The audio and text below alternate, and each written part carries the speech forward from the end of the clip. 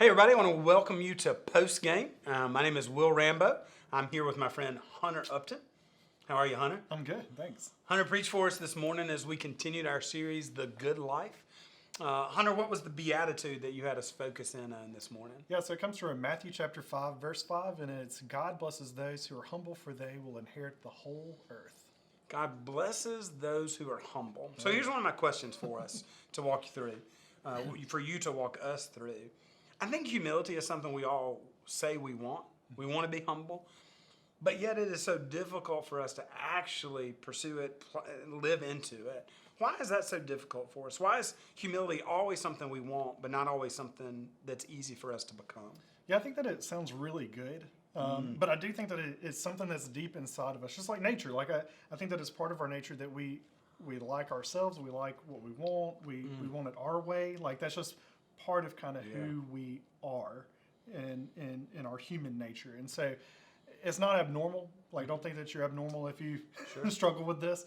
But I think that we love the idea of like it's a glimpse of heaven, and at least to me, it seems like kind of the humble life. Like, oh, I know what Jesus was like. I know that I've experienced that goodness. I want to be like that. So I think that we struggle with that kind of wrestling of like that's what I want, but yet I really kind of want it my way too. And so it's such a wrestling, and that's why I think for us, like I said in the sermon, it's a daily kind of reminder, a daily choosing, if you will.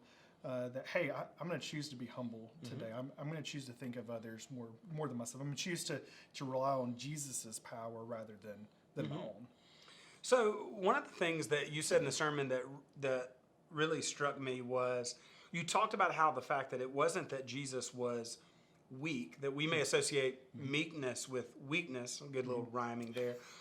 I've never said this to you, but I had a mentor once who used to say, humility or meekness in the way of Jesus is power restrained. So it's not that he didn't have power. Would you connect with that? Do you feel like that's kind of what we have to pursue? It's not that we have to become weak and timid, but it's us living in some kind of restraint. Exactly. When you think about who maybe was like the most humble person that's ever walked the face of the earth, it's Jesus. But in no way do we ever see Jesus backing down. Do we see Jesus not displaying some type of power and ability? You know what I mean? Yeah. And what we read in Philippians was that Jesus gave up all of that in the sense of he has every bit of power. He has every bit of ability to do things in his own sense, but yet he leans into, he taps into that power that only his Father can provide.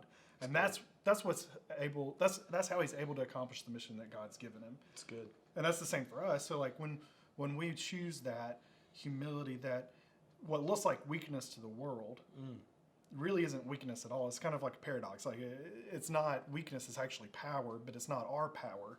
It's God's power. And that's what I love about it. Man, that's good. That's why it does seem so countercultural, so upside down, you know. And it's an idea that I get kind of in a lot because I love it. But it's the kingdom of God is very different than this world. That what God is establishing is trying to turn the world right side up again. And so this kingdom that we're a part of, it looks so backwards, so different than the world because it is.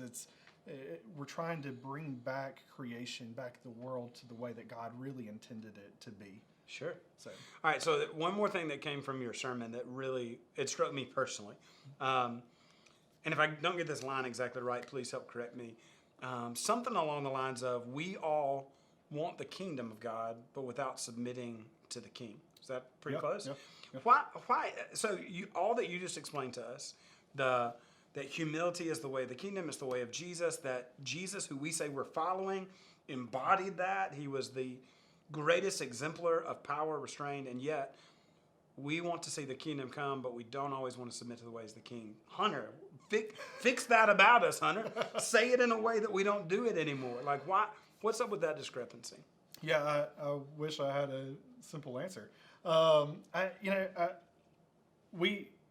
It's like membership of a club. Like we love the benefits that come. Like I love a club sandwich. You know, it's not that kind of club. Not that kind of club. But you know, there's something about being a member of something that brings such great benefits. But if you don't pay your dues, if you don't follow the guidelines, then you're really not that great of a member, right? And so, in a sense, it's not that we pay our dues. It's not that we do all this thing to be a member of this club. It's that we've been given this extraordinary opportunity to be a part of a kingdom that God's been about since the beginning.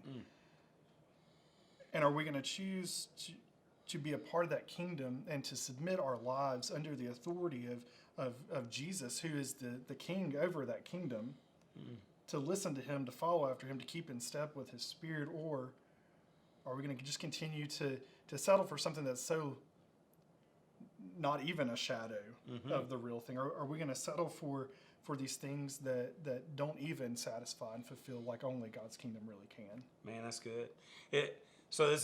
Now y'all are just getting to sit in on two friends talking about stuff. Like, it's almost like rather than a club that we do all the work to receive benefit from it, instead we're already given all the rights and privileges, and we get to grow into it's that upside down image again. Now we grow up into Absolutely what we were all along. Man, that's really good. Yep. Hey, thank you for your time teaching today, for preaching. We know that preaching is a sacred work, for you to take the time to do it well. We want you to continue to pray for Hunter and Keaton and their family as they transition to South Haven at the beginning of November. Today is an exemplar of what we love about him, and while we're excited, we're going to keep doing ministry. We're just going to do it from a little bit of distance. And so thank you for today, Hunter. Thank you for your time with us. Want to say to any of you, if there are ways we can serve you, you can email us info@theorchard.net if you have any questions.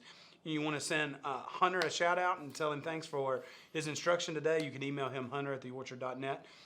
We look forward to visiting with you again next week on our next edition of PostGame.